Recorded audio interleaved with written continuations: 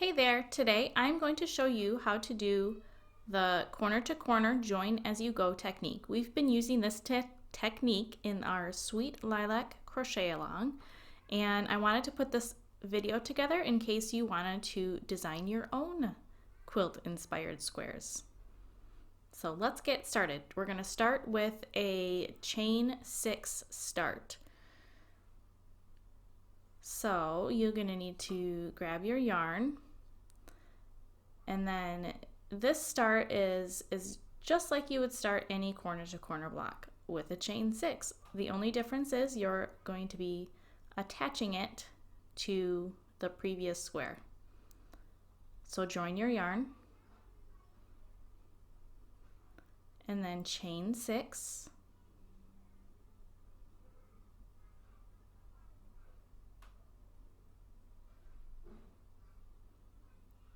And then you're going to make a double crochet in the 4th, 5th, and 6th chain. And that's it. That's how you start your row with a chain 6.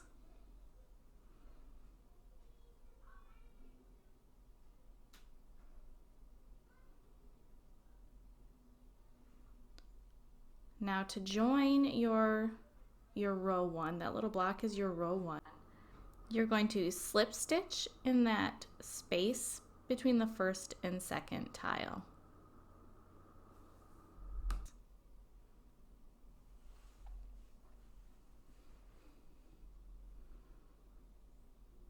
There you go, now it's all joined. You'll do that for each row. And then to start a new row, you chain 3. Slip stitch into the next space between the tiles.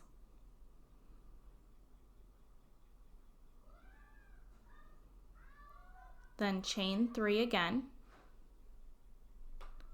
and turn.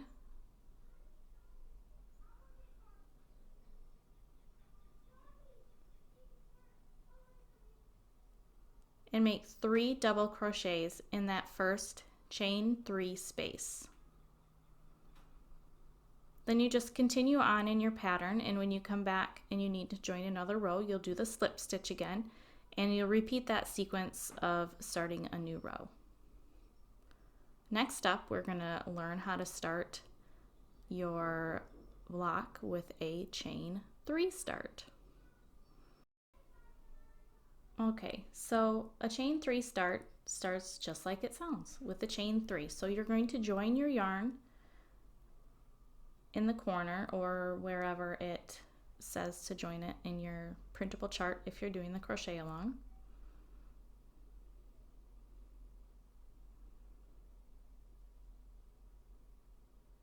And then you chain 3. Simple as that.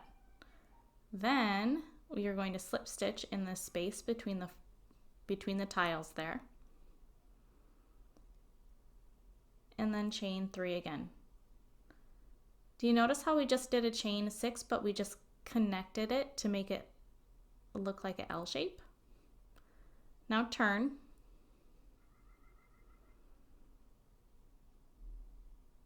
And make 3 double crochets in that first chain 3 space.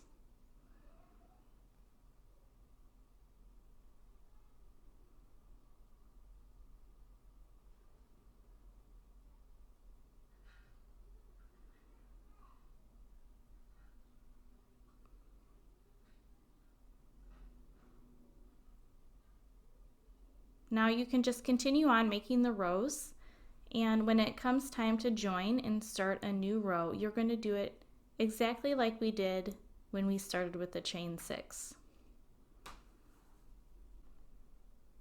Alright, while I finish up the rest of this row, you might be wondering, how do you know if you start with a chain 3 or a chain 6? And if you're working on the crochet along, it will say in your printable pattern, or it's just a little bit of trial and error, because your blocks need to go every other direction, horizontal, vertical, horizontal, vertical. So you just have to kind of try them out and see what works. As you go along, you should be able to, gauge kind of what you're going to need to do next. All right, so to join your row, you're going to slip stitch in the next space between the tiles.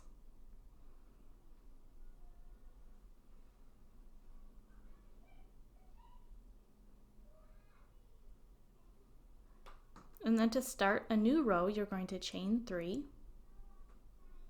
slip stitch into the next space between the tiles,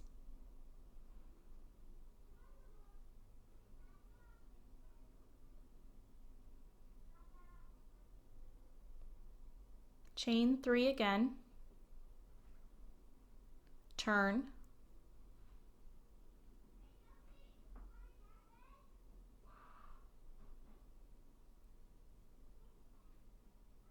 and make 3 double crochets in that chain 3 space.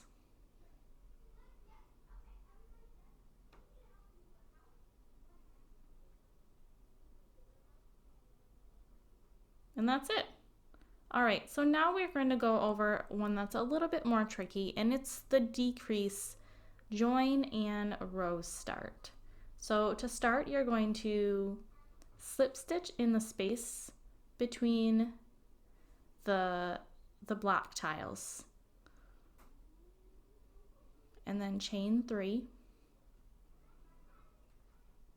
and then you need to join the top part of the tile to the other block. So you're going to have to slip stitch in the space between the tiles and through the chain 3 space on the last tile that you made. And then to start a new row, you chain 3, slip stitch into the next space between the tiles, and then you'll turn and make 3 double crochets in the chain 3 space from the last tile that you made, the one you slip stitched into. And that's it. Thanks so much for watching. If you liked this tutorial, please don't forget to subscribe and hit the bell for notifications.